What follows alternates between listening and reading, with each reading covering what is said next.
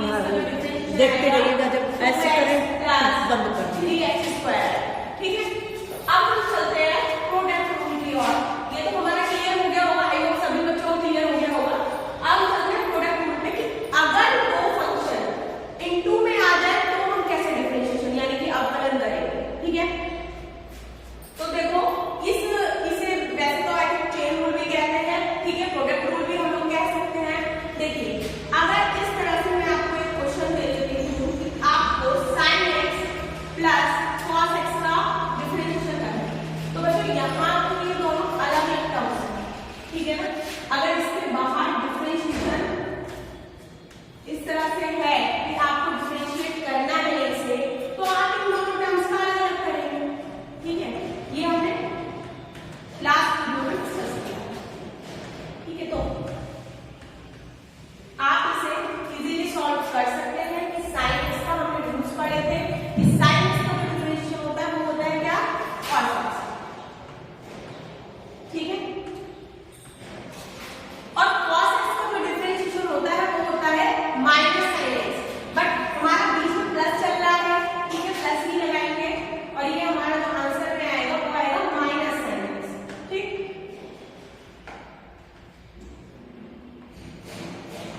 बेटा ये माइनस के साथ में आ जाएगा, फिर लास्ट में प्लस माइनस माइनस हो जाएगा। तो ये था कि जो अलग अलग टर्म्स दिए, लेकिन वही अगर ये टर्म्स आपको एक साथ इनटू में दे दी जाए तो आप लोग क्या करेंगे, चलिए देखते हैं।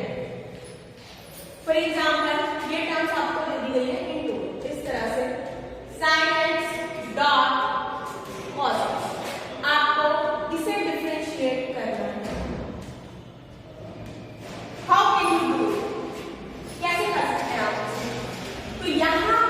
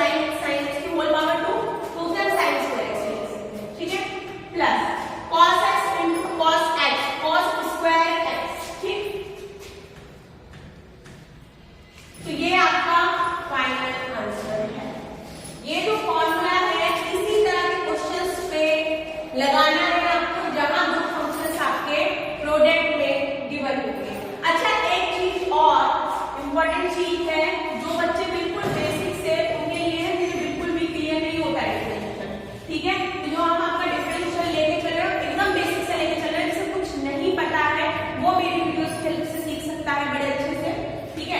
अब मान लीजिए कि आप कहेंगे कि ma'am cos x into cos x, ये तो cos x का होल स्क्वायर होता है, बट मैंने लिखा क्या है cos स्क्वायर x, तो कंफ्यूज होने की जरूरत नहीं है।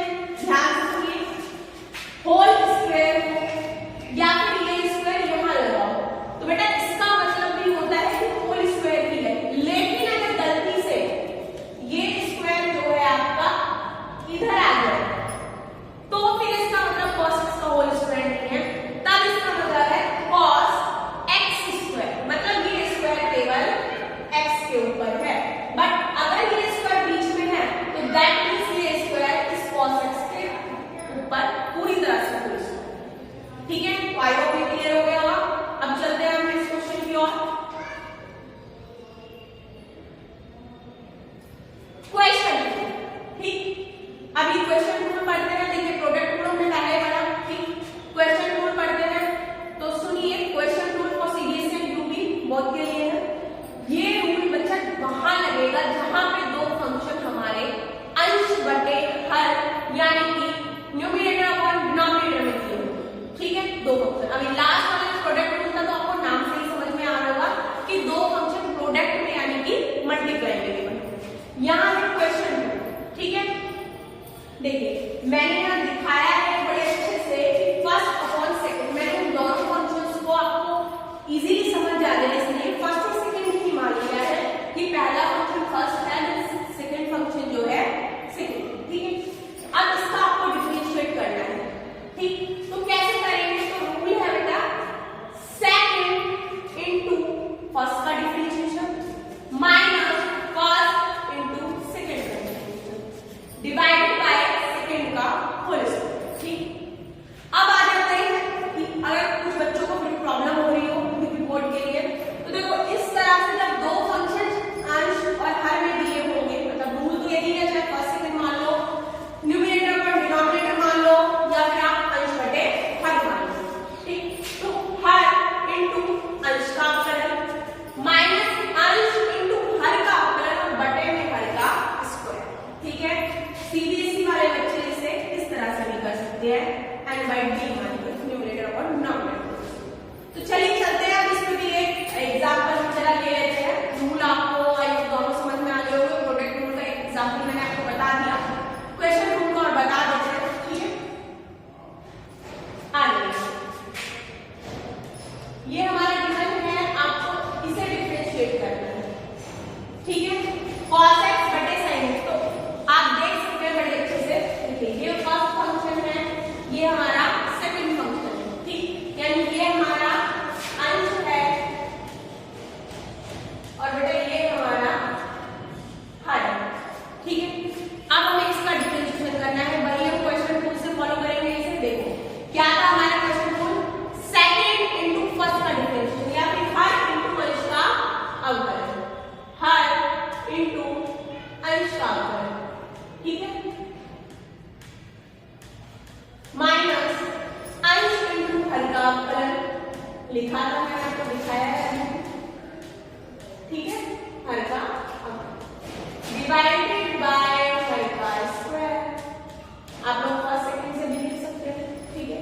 अब बस आपको कुछ नहीं करना है, इस फॉर्मूले में वैल्यू पुट करनी है और सिंपल सॉल्व करना है। देखिए कैसे, हमारा जो हर है वो है बेटा sin x, ठीक, इनटू में जो हमारा अंश है वो है cos x। तो एक काम करते हैं, cos x का डायरेक्ट डिफरेंशिएशन में यहाँ पे रख देंगे, cos x का डिफरेंशिएशन होता है माइनस sin x।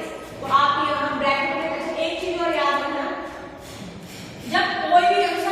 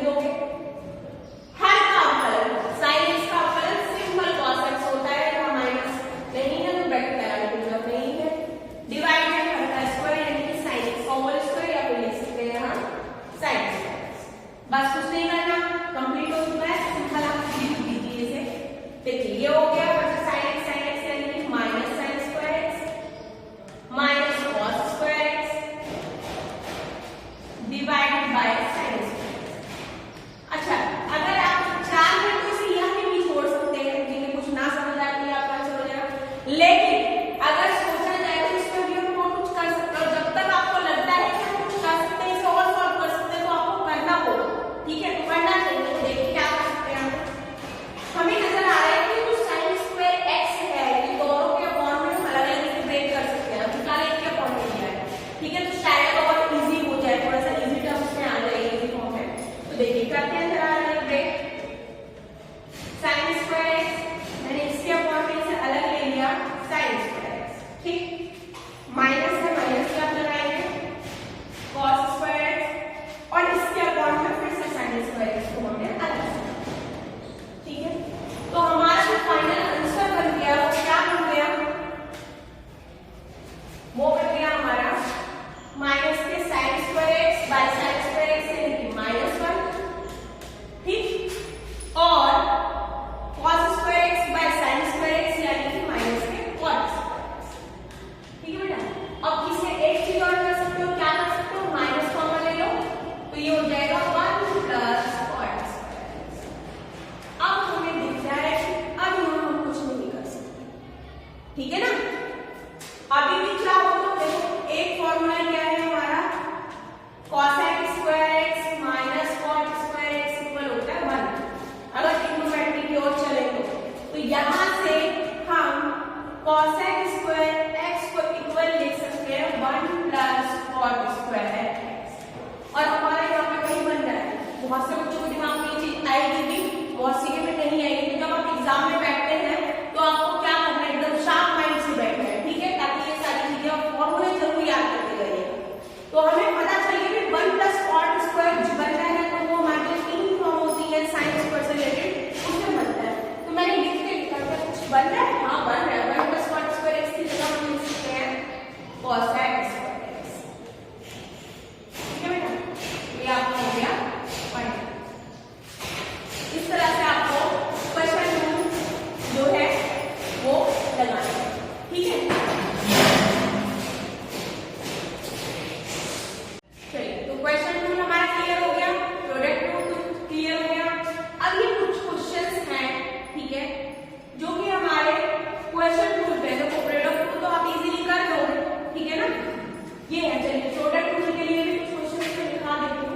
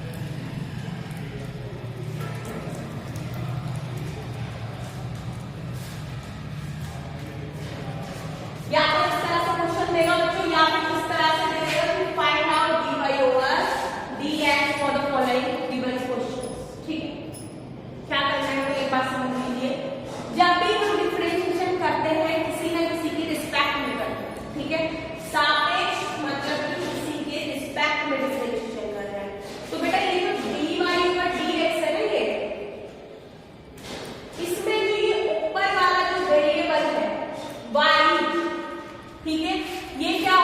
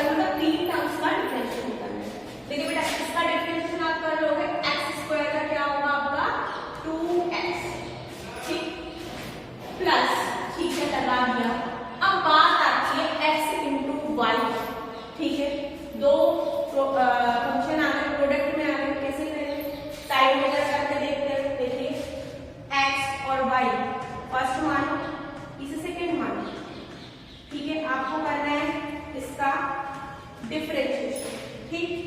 तो क्या फॉर्मूला क्या था हमारा? फॉर्मूला आपको याद होना चाहिए, फर्स्ट यानी कि x इंटू सेकेंड का डिफरेंशिएशन। तो बेटा अब देखो ये d ओवर dx डिफरेंशिएशन किसका करना है हमें? y का। तो आप x के रिस्पेक्ट में उसका डिफरेंशिएशन नहीं कर सकते, उसे आप एरर कर सकते हैं, तो ये हो जाएगा dy ओवर dx, ठीक। प्लस सेकेंड y और x का डिफरेंशिएशन मैंने बताया था आपको क्या होता है 1। तो आप 1 लिखे या ना लिखे y इंटू 1 1 ही आ जाएगा, तो मतलब ये आ गया उसको सॉल्व करके। अच्छा एक चीज और क्लियर कर दूं, अगर यहाँ y की जगह बेटा y स्क्वायर होता तो आप क्या करते हैं? देखिए फर्स्ट सेकंड का डिफरेंशिएशन y स्क्वायर का आप पहले हम इसे x स्क्वायर की तरह ट्रीट करते हैं, यानी कि 2y आ जाता है, जैसे x स्क्वायर का 2x आता है। फिर दोबारा y का करते तो वो आता dy ओवर dx, यही ठीक है। अच्छा जैसे अगर हम x स्क्वायर को मैंने डिफरेंशिएशन करते हैं ना, तो पहले हम 2x है इनटू में हम dx बाय dx करते हैं, तो यहाँ सेम होते हैं तो ये कैंसिल हो जाता है, बचता है केवल 2x। लेकिन अगर यहाँ y स्क्वायर आता है तो y स्क्वायर का 2y x की पावर n के फॉर्मूले से n x की पावर n माइनस 1, ठीक है। इनटू में y का दोबारा करते हैं, क्योंकि अब यहाँ अलग-अलग होते हैं, यहाँ तो सेम तो करते हैं, केवल 2x आ गया, लेकिन यहाँ 2x या 2y नहीं आएगा, यहाँ dy dx साथ में चलेगा, ठीक है। ये चीज क्लियर है? तो इसी तरह से जब हमने इसका डिफरेंशिएशन करा, ठीक है, तो हमारा क्या आ गया यहाँ पे प्लस के y फर्स्ट x सेकंड का differentiation dy by dx plus, अच्छा एक चीज और, ये हमारा क्वेश्चन में y है, y स्क्वायर नहीं है, वो मैंने एग्जांपल दिया था आपको, प्लस सेकंड इनटू फर्स्ट का, ठीक है। तो अब ये चीज उठा के हम यहाँ लिखते हैं जो हमारा आया, ठीक है। देखिए क्या आया बोला, x into dy over dx plus में y, क्लियर। अब आती है हमारी थर्ड टर्म क्या है? y स्क्वायर, देखिए आ गया। अब इसका डिफरेंशिएशन x की पावर n मान के करो, n x की पावर n माइनस 1, 2 माइनस 1 तो 1 आएगी y की पावर, तो छोड़ दो, इनटू में y को दोबारा करेंगे dy ओवर dx, ठीक है। क्योंकि हमने फॉर्मूला जो लगाया वो लगाया x की पावर n था, लेकिन जो फंक्शन था वो था y, तो इसलिए dy ओवर dx लिखना जरूरी है। जहां भी y का फंक्शन आएगा और x के रिस्पेक्ट में पूछेगा तो आप इस तरह से dy ओवर dx लिखेंगे, इक्वल में हमारा जो चली जाए। हमें फाइंड आउट क्या करना है? अच्छा हमारा काम अभी यहाँ पूरा नहीं हुआ, हमें dy over dx find out करना है। तो बेटा जितनी भी dy बाय dx वाली टर्म्स हैं उन सबको आप एक साइड लेके जाएंगे और बाकी सबको इक्वल की दूसरी साइड। तो देखो dy ओवर dx वाली एक तो ये टर्म है हमारी, और दूसरी हमारी इस टर्म में आ रहा है dy ओवर dx, इन दोनों को साथ रखते हैं 2x को इधर माइनस में लेते हैं, ठीक है। तो आपको ये चलेगा x into dy over dx plus के 2y dy ओवर dx, और ये 2x इधर इक्वल में प्लस का y इक्वल के इधर साइड जाएगा तो माइनस का 2x। अब इन दोनों में से dy ओवर dx को कॉमन ले लिया, ठीक है, ये कॉमन लिया, ठीक, ब्रैकेट लगाएंगे, अंदर क्या बचता है हमारा x प्लस 2y इक्वल में क्या मिल रहा है हमारा माइनस के 2x, ठीक। कुछ नहीं, अब ये इसके अपॉन में चला जाएगा आगे। थोड़ा लास्ट का आंसर है, बस सॉल्व हो गया ये क्वेश्चन आपका। चलिए तो क्या आएगा, dy ओवर dx को तो आप यही रखेंगे, कहीं नहीं लेकर जाएंगे, इक्वल में माइनस 2x हमारा चल रहा था बेटा, और ये जो है x प्लस 2y पूरा ब्रैकेट dy ओवर dx के साथ में इनटू में। अब जब ये इनटू में है तो इक्वल की इधर साइड किस में जाएगा? डिवाइड में जाएगा, ठीक है, अपॉन में जाएगा, तो ये आ जाता है x प्लस 2y। ये हमारा क्वेश्चन सॉल्व, आपका dy ओवर dx निकल के आ गया है, ठीक है ना। ये आ गया आपका dy ओवर, यही हमें